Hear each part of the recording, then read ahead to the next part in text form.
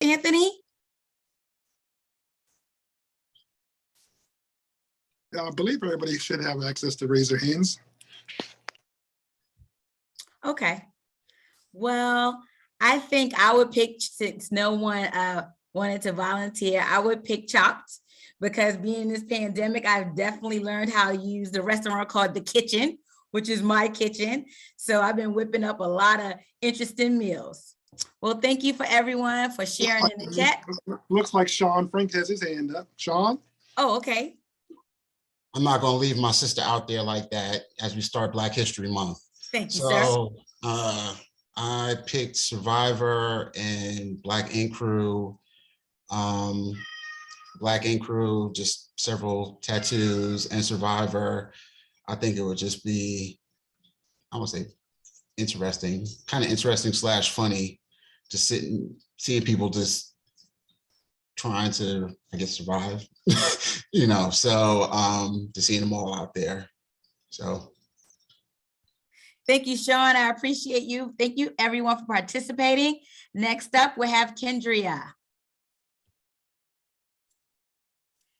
Good evening, everyone, and welcome. So we have some outcomes for you that we hope to accomplish today. And if you will look over those, just take a second.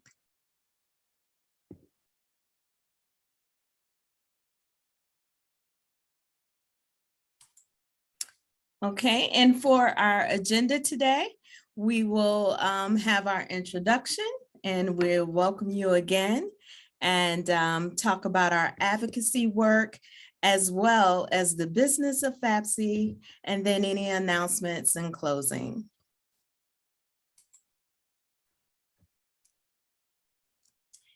Good evening, everyone. I am Celinda Banks, and I would like to take a moment and say welcome to everyone.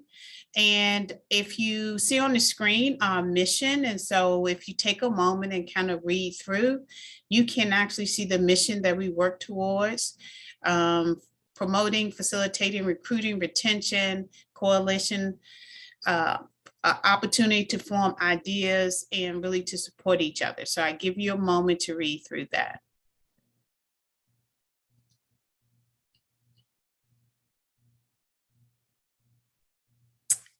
And now I would like to take an opportunity to introduce the board. I am Celinda Banks. I am assistant principal at West Potomac, and I'm president-elect. Ms. Dr. Boyd. Hello again, everyone. I'm Dr. Kendria Boyd, and I am the recording secretary for FABSE. I also am the assistant principal at the mighty Edison High School.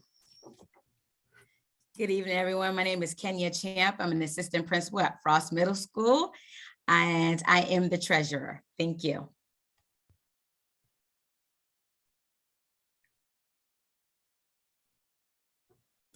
Good evening, everyone. I am tonight's DJ and elections chair for this year. I'm Margaret Barnes. I'm the proud principal at Holmes Middle School. So welcome to FABSE tonight.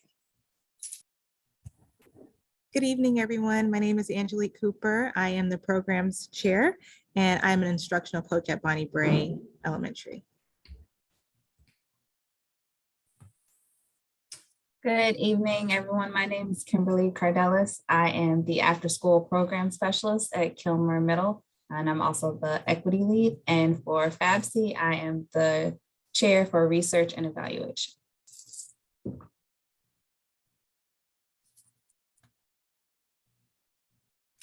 And I'm not sure if Shelley was able to make it with us tonight. She's our scholarship chair.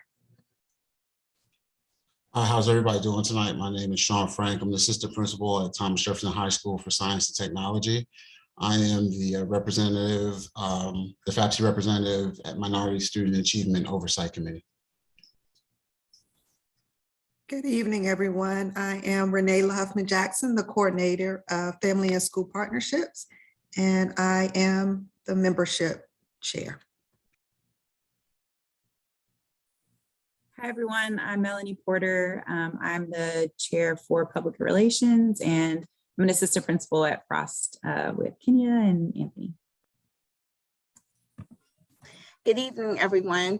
So my truth is that I'm a hater and I get sick of these proud principals. So my name is Iona Spikes and I'm the proud director of Equity, Family Engagement and Title I. Whoop, whoop. And I am the chair of the legislative committee. I'm saying that every time.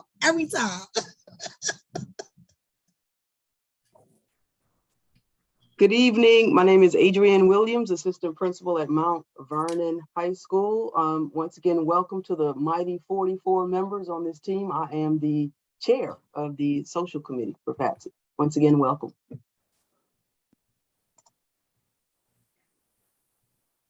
And I don't think Linda was able to join us tonight, and she is our public policy and legislative, as well as I don't think James was able to join as well, and he's also public relations.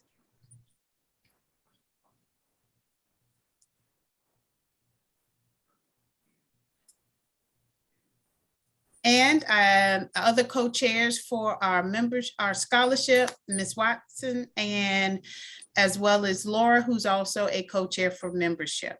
They were not able to join us tonight, but we, want to say welcome on behalf of all of our board.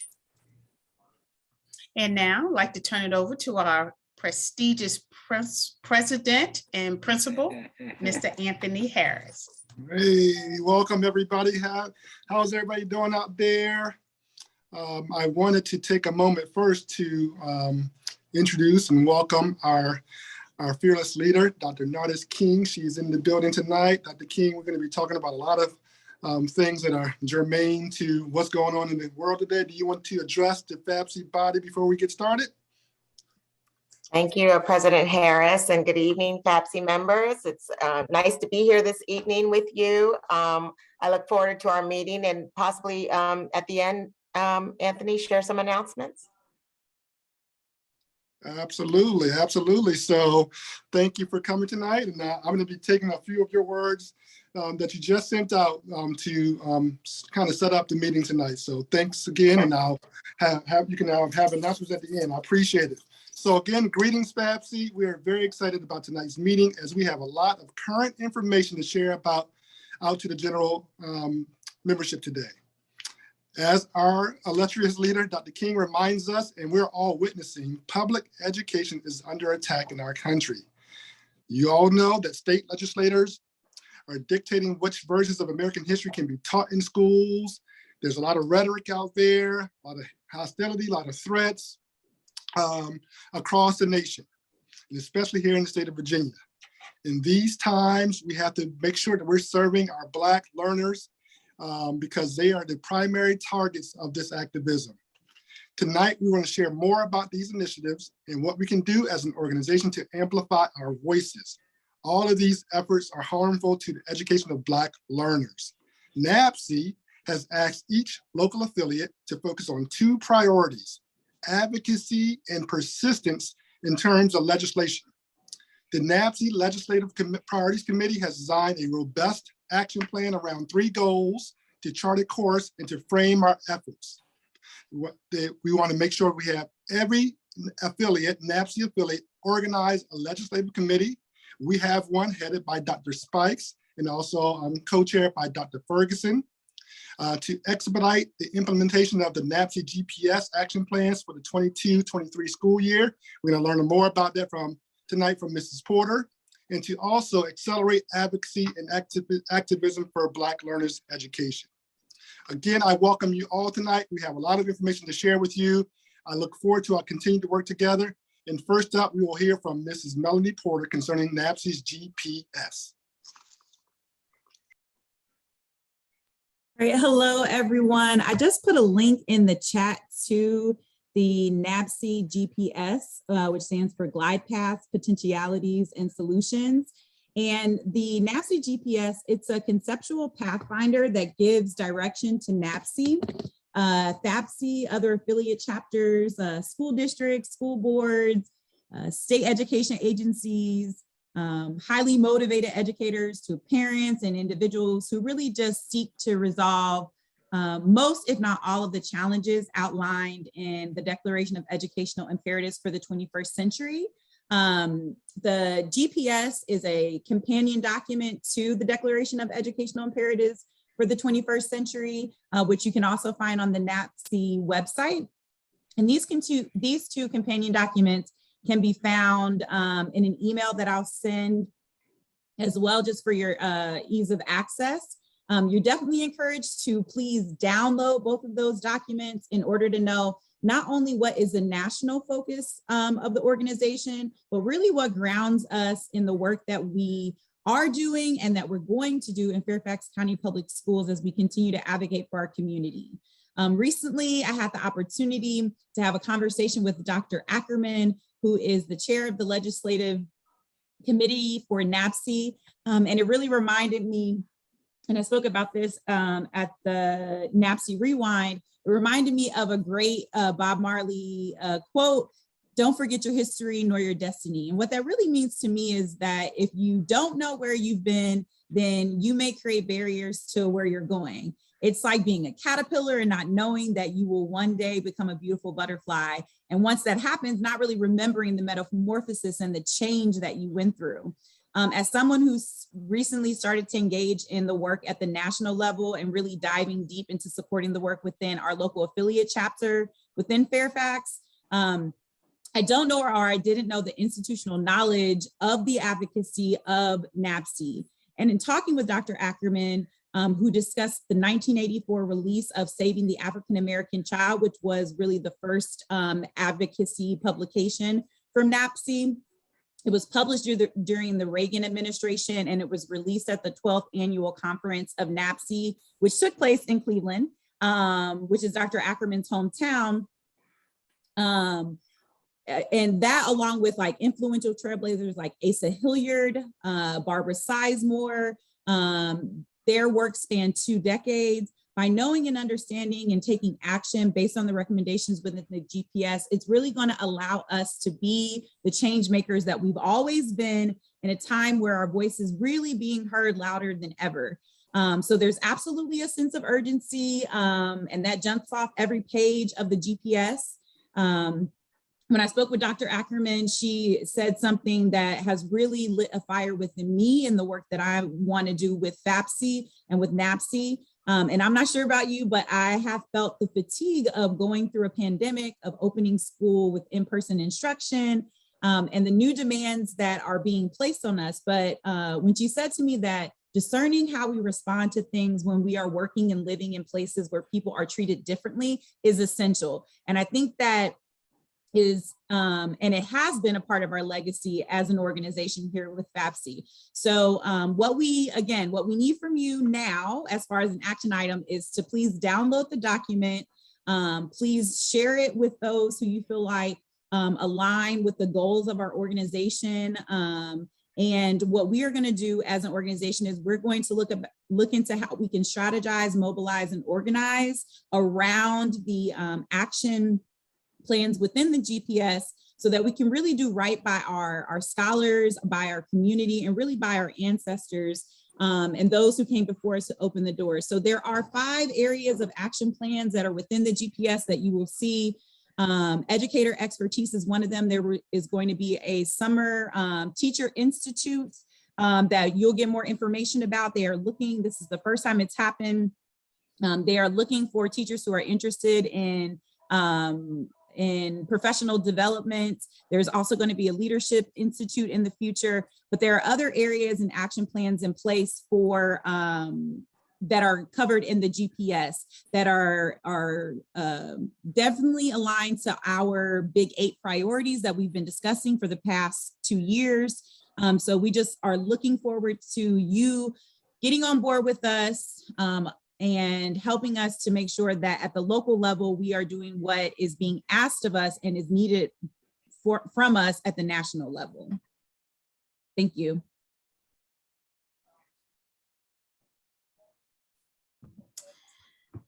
We can skip the slide. So welcome again, everyone, to coming tonight, and thank you for spending your time with us. I just wanted to go over some like legislation and things that are on our radar. It's been a volatile couple of weeks, just on the ground and understanding what's going on with the Virginia government and the new governor and the executive orders and legislation and all of those things. So I'm just going to do kind of like a high level overview to just give you some information as well as some links and resources that you can access on your own, just to gain more knowledge. I can admit in my safe space and affinity that there's a lot that I've had to learn and really research some things just to kind of not only do my job, but also be very knowledgeable about what's going on in our communities so that we can turn it around and be the best that we can be for kids. So in my mind, when I'm thinking about what I wanted to share, the first things that I thought about is like, what are words that have just been coming up over and over and over again? And so these are not like inclusive of everything that we're talking about, but these are some of the words that no matter what you keep hearing. So you keep hearing about divisive concepts and of course, critical race theory. We're going to talk a little bit about privilege bingo. You may have heard the story around that, but that's also one that's just been kind of rubbing us the wrong way. And then opportunity versus equity. So those are just like all of the words that are circling in my mind, and these words are being used and integrated into different policies and bills that are affecting how we work and how we are serving our children and our families. So wanted to point out some of the bills to watch. And I know that at some point, Sean might jump in, Alicia might jump in, Nardis may jump in, but we are kind of watching like House Bill 486 that's dealing with like TJ admissions. We're looking at the cultural competency training, House Bill 1093 that's around the regulation or the mandate from the BDOE that we are providing cultural competency training for our educators and also making sure that it's part of their evaluation. So that's something to kind of keep your eye on. And Alicia is dropping knowledge and gems in the chat, so follow that as well. And then one of the big things again is around this divisive concepts. So we want to look at kind of keep our eye on House Bill 781, the Senate Bill 570, then there's House Bill 1068, 1126, 1032, just to name a few. But one of the things that I've done is I've actually did like a search of what are some of the bills that are proposed or in transit, as we might say, that have the words divisive concepts on it, because we know that people are using the divisive concepts interchangeably with critical race theory. So it's like you can't like really wrap your minds around a definition of critical race theory and why it's bad and all of the negative things you want to say about it. So now we have divisive concepts, which is kind of taking its place. So we just want to be mindful of these words. And when we see articles and information with these words and bills in it, like really pay attention, because that is affecting like not only the work of equity in our school system, but we know that as Anthony just said, I want to say unintended, but I don't know if it's the intended target of these types of bills are really our marginalized populations and our children and our Black and brown children. So we want to just make sure that we're mindful and we take notice of that. And so the next thing that I wanted to kind of talk about is just some of the actions that we're doing, and we can change the slide. I don't think I have access to the slide. So just some of the actions, we know that there's a lawsuit that's going on right now around the executive order of the mask mandate. I have so much to say about that, but this is not the time or place. But definitely, you know, we can discuss, you know, of course, we know what Dr. Brabrain's stance is on that. He's been very vocal about what his expectation is. And we know that, you know, there are some overt consequences, right? So for mask mandates, and when we think about our Black and brown families that may not have access to healthcare and who are impacted at a higher rate than others around COVID, like the whole idea of anti-masking, anti-vaccine, it just takes me on a whole nother level. But pay attention to that. One of the things that I want to share with you is that over the weekend and last week, that a team was formed, and we were working on between the ISD and ECR and other members of the CEO office.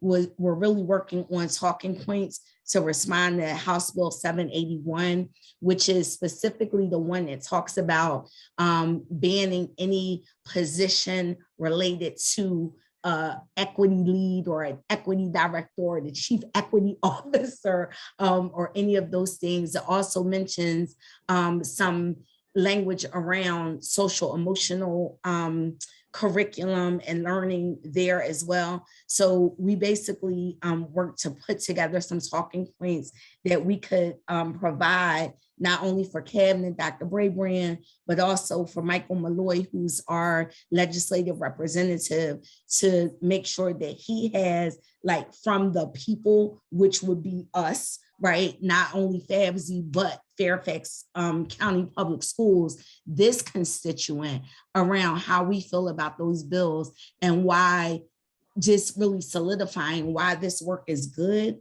why this work is right, and why this work is important. And so we worked on that as well. And then one of the things that we kind of brainstorm is, like, if we're able to prepare either a delegation or have some kind of presence at these Senate subcommittees or the House subcommittees where they do allow you to speak, how might we be able to do that? And if we can't do it as representatives of Fairfax, perhaps we can do it as representatives of FABSE, right? And as of NABSE and FABSE. So just kind of talking about that as well. But again, just, remaining strong, staying the course, that again, this work is right.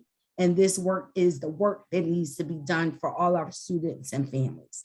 And so finally, the last thing that I want to talk about is just how you can stay active. And so on the next slide, I just provided some different links and things because Nardis is probably going to giggle when I say this, but I didn't realize that all of these things were like public information, and we can listen to like the Senate hearings and the subcommittees, and we can, I knew that contact information was available, but I didn't know we can listen to these sessions. So I provided links of all of those things. So Melanie just said we want to do a PDF of the slides, but I'll also just put them in the chat box as well, just so you can see. So whether it's our committee members on the House of Delegates for the Education Committee, all of the streaming for the House and the Senate, as well as some, like I put an article in there around the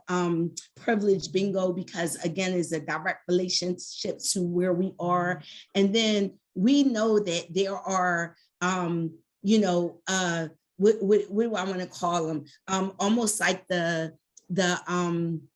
wolves that are in the sheep farm or whatever, and there are people who are going to attack us. And so Mike Malloy, not Mike Malloy, one of the websites that's out there around monitoring Fairfax, I just want you to see it. So like Fairfax School Monitor, just so you can see what they're saying about us, because I believe that knowledge is power, right? And education is the key. So my commitment is just to make sure that I'm in the know around things that are going on. And I'm sure that there are other people that feel like that. So you know that there are things floating around, but you don't just know where they are. So hopefully these links and what they lead to will just build your resource bank and build your knowledge around the different things that are going on.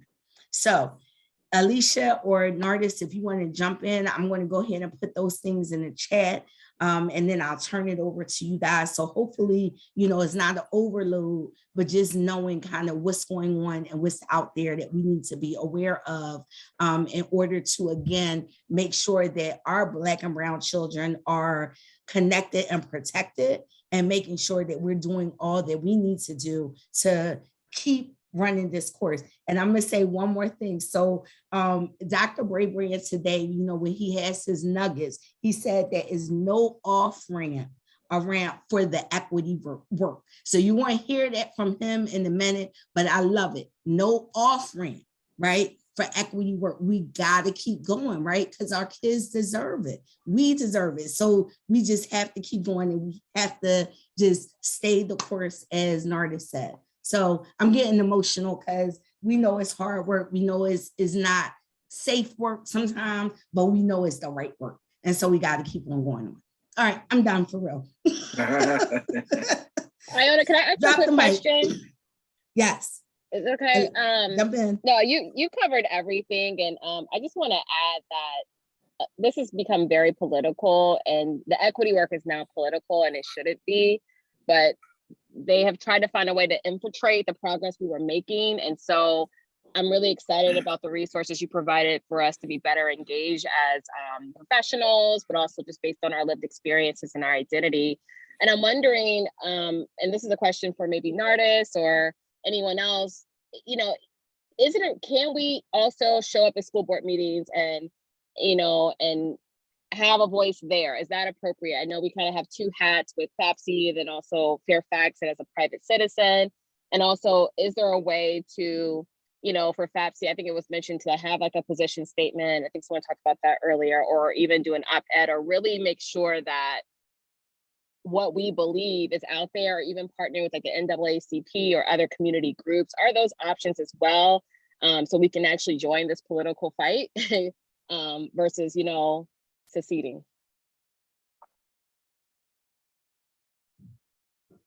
So I can jump in here, Iona, if you'd like, about school board meetings. FABSE as an organization can sign up to speak just like FEA or AFT does to bring the voice of the organization around any topic that they feel see fit. So if Anthony would like to, or somebody on behalf of Anthony, sign up and make public comment about your support for anything or your encouragement of school board members, you have the right to do so. And as individual citizens and individual employees, you have the right to do so as well.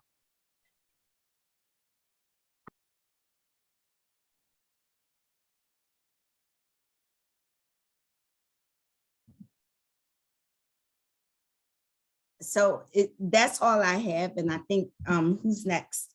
Alicia, can you talk about your projects that we have going on and just inform the membership what we're doing to serve our community?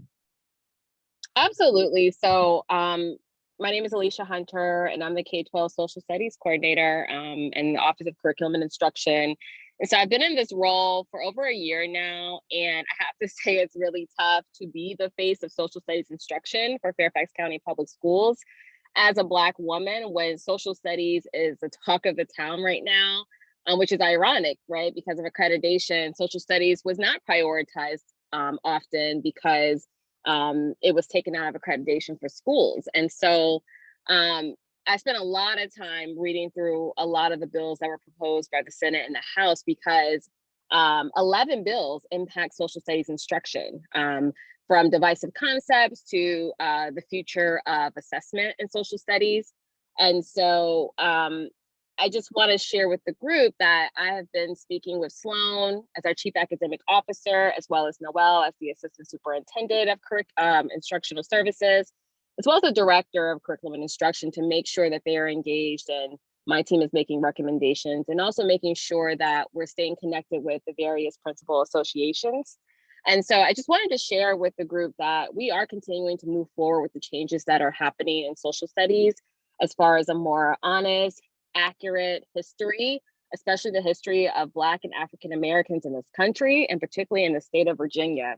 And so prior to the change in administration at the state, there were technical edits added to the social studies standards to ensure we were telling the whole truth about the Black and African American experience, especially in the state of Virginia. Now, I will say a lot of this legislation has been written to counter and to erase the history. So we're currently in a battle for that right now. I'm sorry, just a second.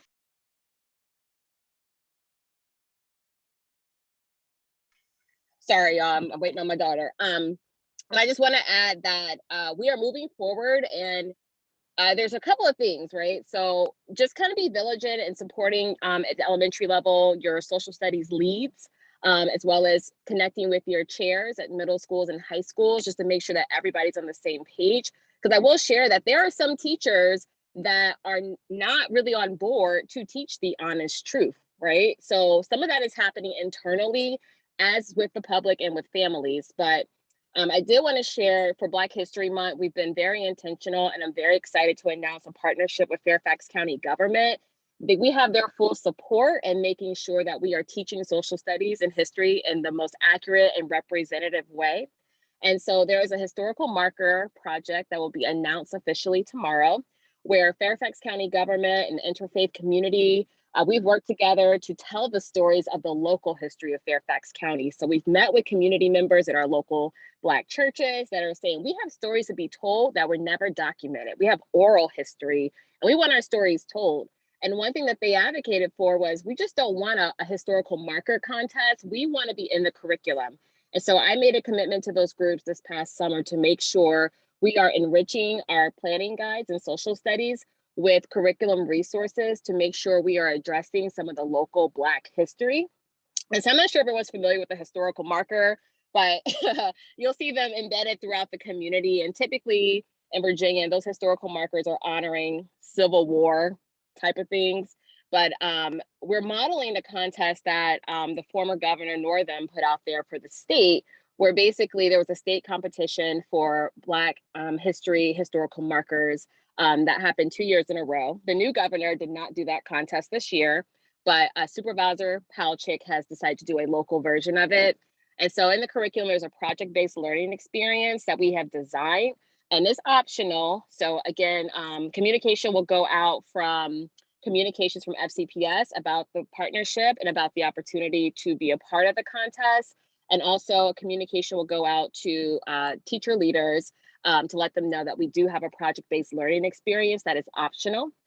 This contest will be open from February 1 to March 31st. And so with the historical marker contest, individual students can submit, a class can submit, or you can just submit on your own as a private citizen. So we're super excited to kind of get some momentum around an interest and a more modern take of engaging in local history. Also, we'll continue to offer instructional resources to help teachers plan for Black History Month, and that message will also go out tomorrow. So more to come, but we are moving forward. I also heard with VDOE right now, we are going to move forward with keeping the technical edits and the standards, and we're also under standards review. So in 2022, social studies is supposed to have brand new standards that is supposed to address all the issues in how we teach social studies. And right now we're still pushing forward, but we know we're going to get resistance, and we're going to have challenges around critical race theory or anything that seems divisive. But if the divisive concepts definition stayed true, we wouldn't be able to talk about any of the history, right? Because any of it can be considered divisive. So again, just keep your eyes on divisive concepts and parent choice as we continue to support our teachers and the teaching of honest and accurate social studies, and also just be mindful that staff may not be on the same page. So we have some work to do, and we are partnering with the ECR team as well to make sure that we are aligned in our goals. So I think I've said too much, but I just wanted to give a quick update with what's happening in social studies. And again, if anyone needs more information or you want to partner with our team, we are willing and available.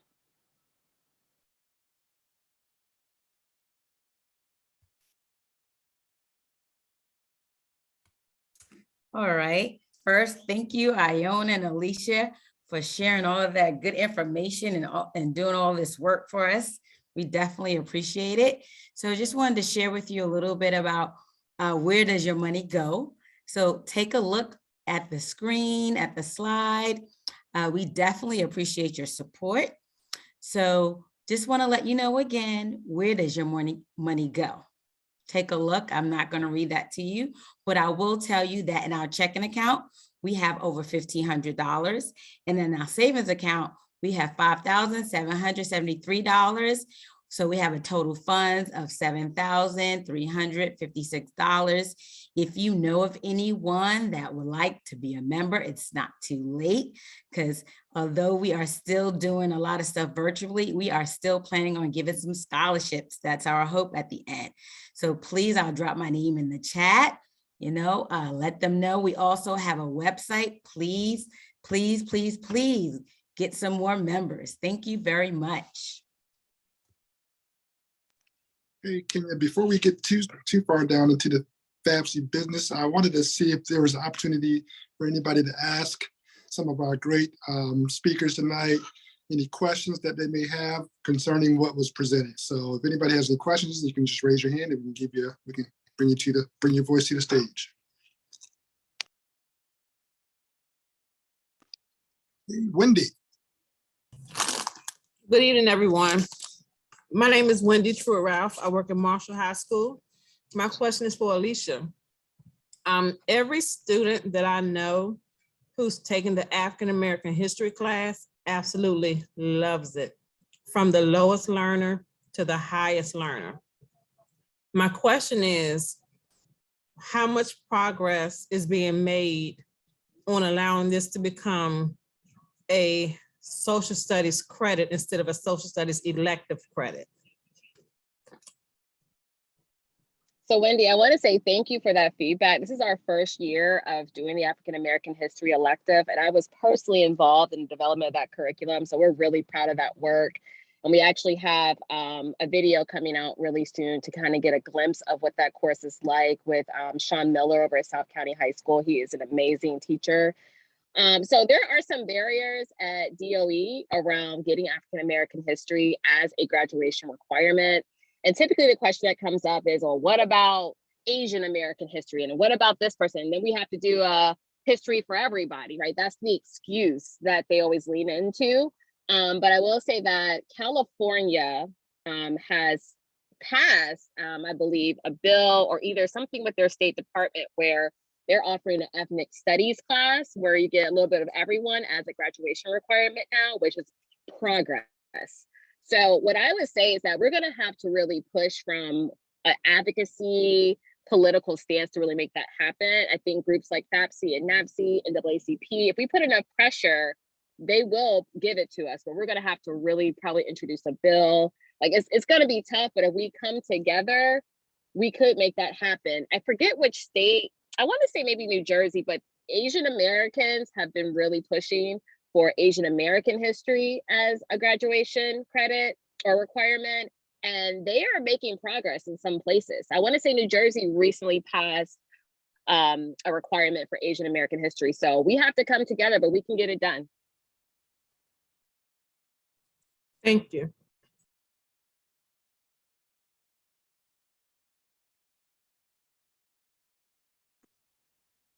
Any other questions or comments before we move on?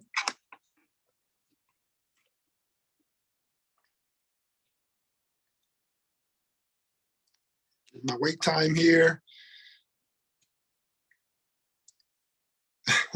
I see you laughing now, young. All right, Angelique, you're up next. Everyone, I just wanted to announce the kickoff of the Black History Month events. It's broken down into 4 weeks of events, and you can see the entire flyer if you use the QR code on the left-hand side. But I just want to focus on 2 of our events that we have this week. They're ongoing. One of them is a diversity picture book drive. There is an Amazon wish list. It's currently being updated. So as I hear back from librarians, I'll be updating it. If you don't see anything there when you check, please continue to check back. Also, there's a read-in. If you're reading by a Black author, Black character, sharing books with your students, please take photos and post them and tag FABSE. There will be prizes, so please take photos and post them on Twitter. I also would like to draw your attention to an event that we're going to be having hosted by FABSE next Thursday called Black Talk Table Talks. If you want additional information about that, you can reach out to Adrian Williams. So that's our first official FABSE sponsored event, but we have ongoing events throughout the month. There's a bit.ly that I will drop. My computer just froze on me, so I had to hop on from my phone very quickly. But I will drop that in the chat once I'm on. So thank you. I look forward to celebrating with everyone. And next, I'm going to pass on to Margaret. All right, good evening again, everyone. Well, we are halfway through the year, which means that it is already time to be thinking about our elections and our board for next year. We do have most of our committee chairs are on a 2-year, in the middle of their 2-year term. But we will be finding out more about who might need to step down due to other responsibilities. We already have identified our president, Anthony Harris, will be finishing up his term this year, and our president-elect is Celinda Banks. So we'll have our elections on April 19th. So at our general body meeting there, I'll present the ballot. So between now and then, just stay tuned to emails from me for those vacant positions that we'll be filling. We have a couple of co-chair positions that are already that are open. So I will share those, and you'll have an opportunity to nominate yourself or other people who you think would be great in that position. So stay tuned for that. We'll announce our board at the Tuesday, May 31st general body meeting. You can go to the next slide. And for our current board members, no need to communicate if you want to stay in your current role, but if you need to step down again due to some other responsibilities or, family, things come up in life, just let Anthony and I know so that we know what positions to advertise out for nomination. That's it for me.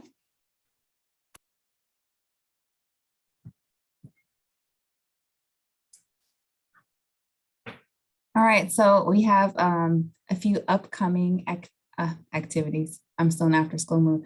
A few upcoming opportunities, that you can see here. I won't read them to you line by line, but you can see that there's the instructional coaching program, virtual information night, as well as the K-12 administration certification. And this information has already been emailed to the distribution list.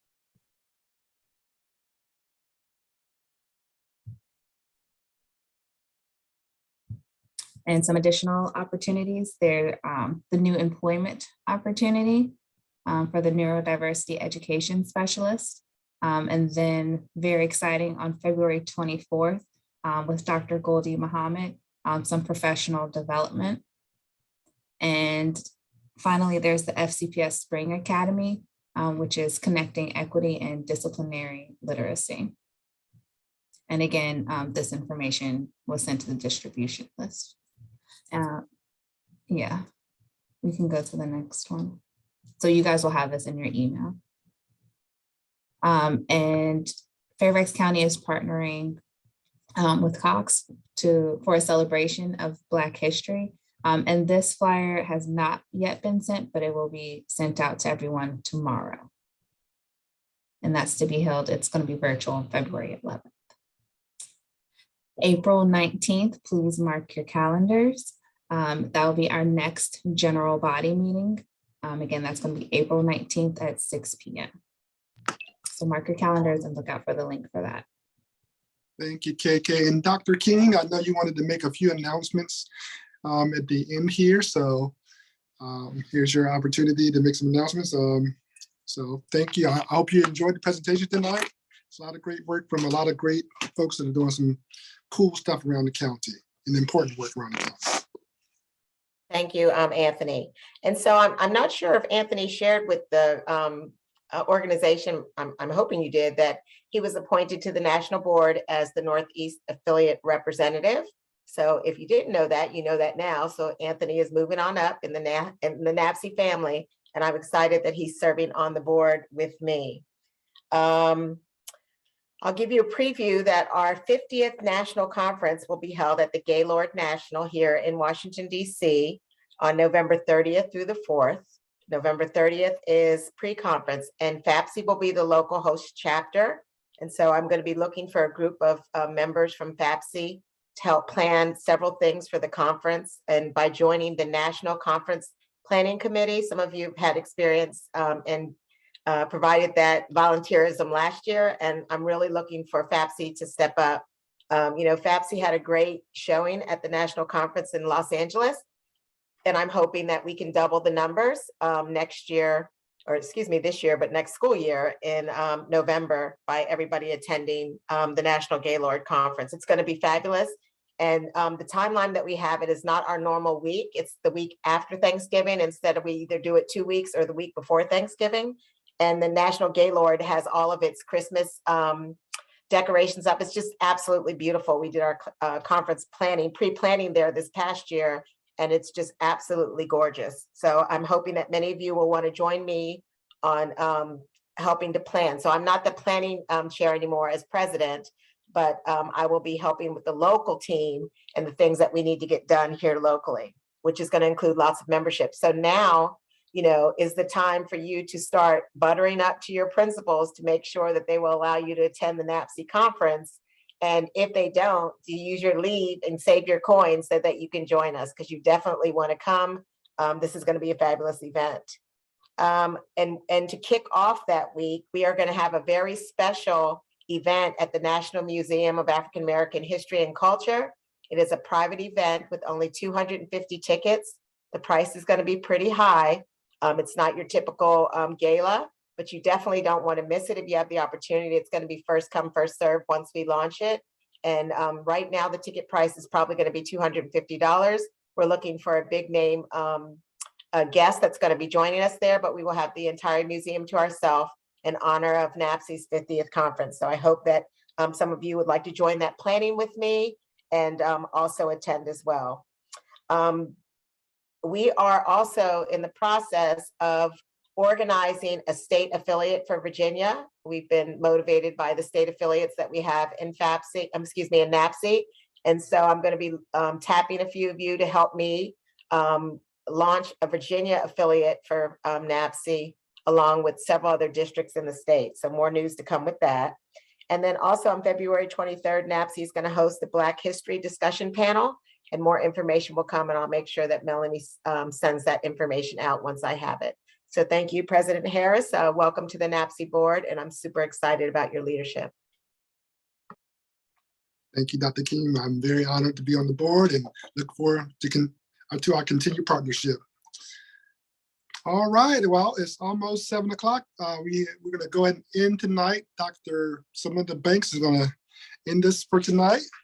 One quick question, Anthony and Dr. King. Folks in the chat are asking if they do want to sign up to help out. Is there a particular way that you would like them to do that? Or would you like for us to just communicate that through email, how you would like that to happen? Right, so if they're interested in helping on the planning committee, the National Planning Committee, or helping with the gala that we're gonna have at the museum, I'm gonna put my NAPSE email in the chat, and they can send me their information and tell me which one that they would like to participate on. Okay. Margaret, you had your hand up. I did. I just want to celebrate Linda Peace, who's our Region 4 Outstanding Principal of the Year. Congratulations. Thank you all.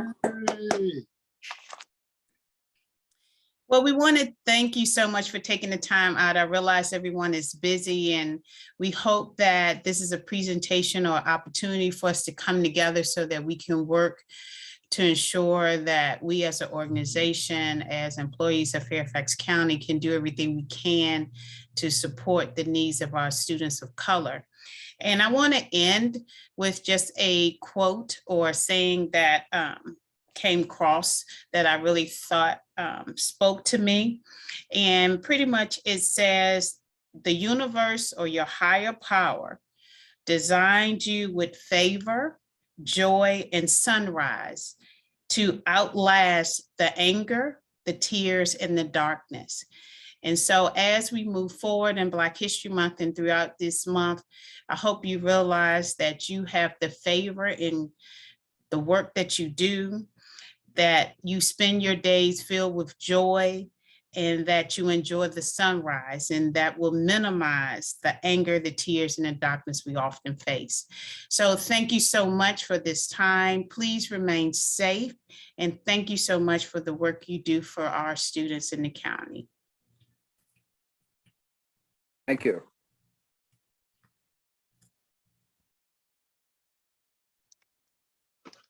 Thank you, Dr. Banks. All right. And that concludes our presentation for tonight. Dr. Barnes, you want to take us out with some musical selection? I wasn't ready. Yes, let me find something. I'll find it. Thank you, everyone. I hope you have a fantastic evening. Thank you, thank you, thank you. Thank you, Anthony, and congratulations once again. Congratulations. Thank you, guys. Thank you.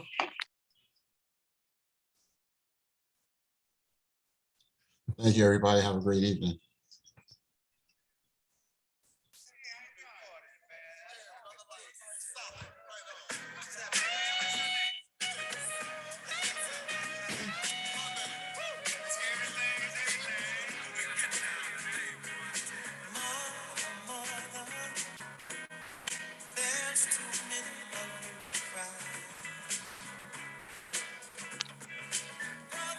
Brother. Hey.